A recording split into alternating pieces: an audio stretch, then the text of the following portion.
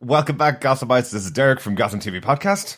Hello, fellow Gothamites. Hello, fellow detectives. I am your other host, John. And we're here talking about Season 5, Episode 9 of Gotham, The Trial of Jim Gordon, the final episode filmed for Gotham. There's still 3 episodes to go, but this was the final episode filmed for Gotham, and you could feel it dripping out of every moment of this episode, I think. Like Mad Hatter, I'm kind of going tick-tock, tick-tock, tick-tock, as that hypnotizing clock is swung in front of my little eyes as we roller coaster towards the final 3 episodes. I mean, this is really, really good, and it's just speeding along too quickly for me, I think. Yep. But yes, our WTF moments of the week for Gotham. Well, the cool part about it is, even though it's the last episode written, there's still shocking stuff in here, even though it won't really connect too much into the future episodes, as we know. We won't get too much of this stuff in the future episodes reference because this was made after the rest of them.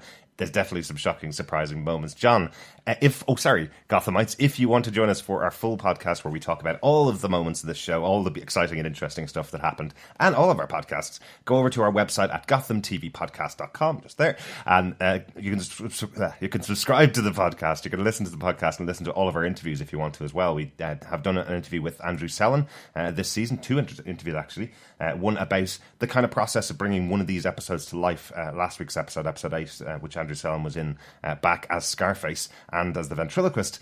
So you'll see a little bit of the process of making an episode like that. We also had an interview with Francesca Root-Dodson, who plays Ecco on Gotham as well, about her time on the show. So some really good stuff. Pop on over to the website at gothamtvpodcast.com to hear all of those. But let's get into our top 3 most shocking moments of this week, we'll say. Yes, the trial of Jim Gordon is this episode. Our first one is the backflipping, loved up Victor Zsazz. Oh, yes. Who does not like an episode that has Victor Zsazz in it? He is absolutely fantastic again in this. We have him being the main antagonist here, or so we think. He is loved up because of Ivy's special plant juice that is being used to put a spell on him. Really, really good. We have a fantastic gunfight at the GCPD. Brilliant. A bit like the OK Corral, going on. Really good. He gets arrested. You have a moment of Victor Zsazz's genius where he's talking to his guard in the interrogation room. Jeff, isn't it? Jeff, I think, who's going to have a wonderful, long-lasting life, only for the door to be opened, and one of Jeff's colleagues, a lady GCPD officer, put a bullet straight through the head, as she, too, is under the spell of Ivy Pepper. This will be a common theme through our WTF video here, which is Ivy Pepper... Poison Ivy puts a spell on you. Absolutely. Or Ivy Pepper Zsazz, because that's got a nice ring to it as well. Yes, that was awesome as well. You could imagine the two of them shacked up in the middle of Gotham, in the Central Park of Gotham, living out their lovely, violent, plant-based life. I have to say, I love, as Peyton List walks into the room to free Zsazz, that she just starts rubbing his bald head and like saying, "Hi, lover," and he's really excited about this. There's loads of great moments around Victor Zsazz. We'll talk about most of them on the podcast, but I also love our introduction to Alfred in this episode as he walks out as all of the cops are pinned down, and he just comes up and goes, "Oi, Zsazz, oi, oi," punches him in the face and knocks him out.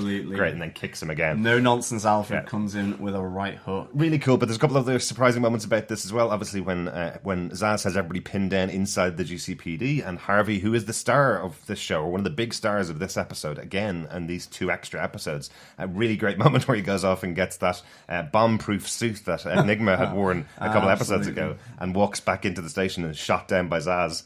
I love that he just falls to the ground after a couple of shots as well, and Zsazz thinks he's won and just laughs out loud until he gets jumped on by Harvey. So very cool, very cool. Good stuff. On to our second WTF moment of the week. People.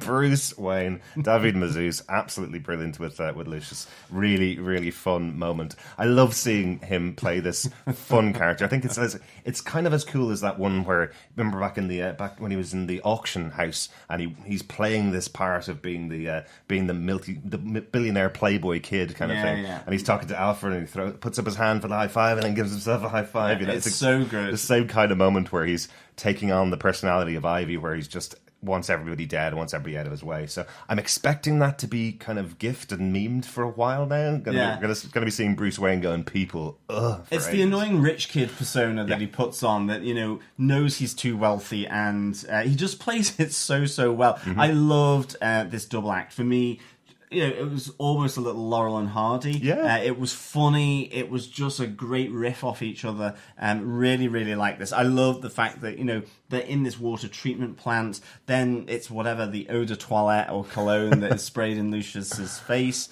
which then loves him up as well to do the bidding and the will of Poison Ivy. Absolutely. So I really, really like this. What if I told you I had the best smelling perfume of all time? I'd say that's a very quick change of conversation. Can we go back to the people? Yeah, exactly. Really good. Really good. It's so good to see the two of them together, because we have seen a lot of Lucius over the years helping out Bruce, but they seem like this episode they're playing up the fact that Lucius is also another father figure for Bruce. We've had Jim for years, obviously we've had Alfred for years, but Lucius is also very heavily connected with Bruce, and you see this moment because of the two of them working so closely together in this episode, and of course at the end where we see two of his parents sitting in front of Bruce and Selena as they kiss, and we see the reaction from the two of them going, oh, it's happened. That moment has happened. It's really good, and because I think as well the connection with Lucius and Alfred as well, the connection between Lucius and Jim, it's all kind of intertwined. These different father figures that Bruce has, really nice to see, and of course the two of them saved from themselves by Catwoman. Kicking face. You just kicked me in the face. Really good. I love how she's straddling on top of Bruce, punching him in the face repeatedly, and he eventually goes, Selena, can you get off me now? I'm back to myself. Really good. Yeah. On to WTF moment number 3, because that is Jim and Lee wed. Shocker? Well, yeah. I mean, they've been wed. She told him to go run and jump when she was going with Mario, yeah. And then, she becomes Queen of the Narrows. For me, this is kind of like, what is going on? You're really putting yourself back with the guy who's just been on trial for all those sad people that are looking pretty dead. And not that she knows that. In his mind. Yeah, in his trial mind. In his brain, yeah. So I was like, this is going to be trouble. I mean, happily ever after doesn't really work in Gotham. And it was a little too happily ever after. And so for me, something's going to happen. She's going to get strung up by her ankles by Jerome. It's just another target for Jerome to really latch onto here. But I did like there was the Bat-Cat kiss as well. Oh, absolutely. That was pretty good. A wedding brings out the romance in all of us, really, doesn't it? It's a beautiful little moment there between the two characters, because we've seen them have their first kind of date, maybe, possibly. Tin food date. Tin food date. Always good. Yeah, actually, that was a kind of shocking Christmas dinner in a tin. Yeah, it was kind of a shocking moment where we had the two of them sitting down to about open their first tin, and you see in the background Ivy's there, and then it comes back to them after dinner saying how great the meal was and having a conversation. Has Ivy been watching on the whole time? Have you been staring them out whilst they've been eating and they just don't know? Very odd. But no, I did love the wedding, and I do wonder, I was going to say this in the podcast, and I'm sure we'll talk a bit more about it there, but I do wonder if the writers, because of the relationship with Ben McKenzie and Miranda Baccarin, off screen, the two of them are married and have kids, I wonder if they've always tried to keep them a bit apart so that didn't creep in too much into the show. And obviously this episode's written by Ben McKenzie. It is the final one and final scenes where they all work together is actually the wedding scene, was the final scene shot by Aaron Richards. I wonder if he was putting it in there because, get all this cast together and all the people they've worked with over the years to kind of experience their wedding on screen. I think so. It's kind of cool. It doesn't matter. It's a lovely scene to have. They did undercut this a couple of weeks ago. We had Miranda Baccarin's character Lee saying to Jim, we can't change the past, so we can only look into the future. So that's basically putting a line under all the bad things that happened in the past. They mentioned it a few times in the episode. I love Harvey's speech. Harvey's speech saying to him, she's always had your back, except for that time she tried to kill you. Yes. But hey, it's Gotham. We can't change the past, but I'm going to repeat it anyway. Yeah, exactly. So here we go. I mean, the fact that Jim wasn't I know he had the trial, he was strapped to the chair, but he got pulled back from the brink, but he wasn't in some kind kind of guillotine, like the French Revolution. Or Victor Zsazz. Yeah, it's like going, Jim, you got off scot-free again. Yeah. But I did like the fact that they called out, he is maybe a little too moralistic for his own good. Because it's always one of the pet peeves of mine, of this character. It always has been. Yes. And I think it's a fine balance to tread, actually, just because of how it can come across. And I think, Ben McKenzie does a really good job, but sometimes it's just like, oh no. Certainly last week for me, it was just kind of one of those moments where I was like, Jim, you can't moralize to Harvey. Right. It's not right. But all is forgiven. Just married the lady of his dreams, both in the show and in reality. Yeah, better looking and smarter than him. Yeah, exactly. So really, really good. We have the Batcat kiss. Yeah. So it's all downhill for these relationships from here on in. Excellent. 3 more episodes to go, of course. But yes, we don't know how much of this is going to play out.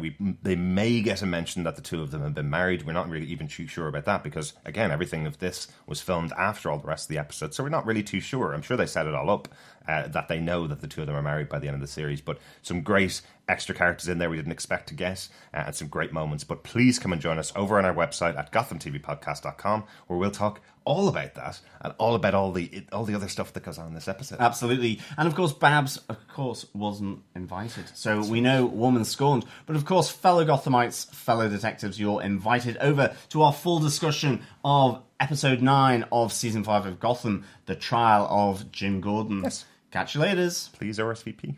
Bye.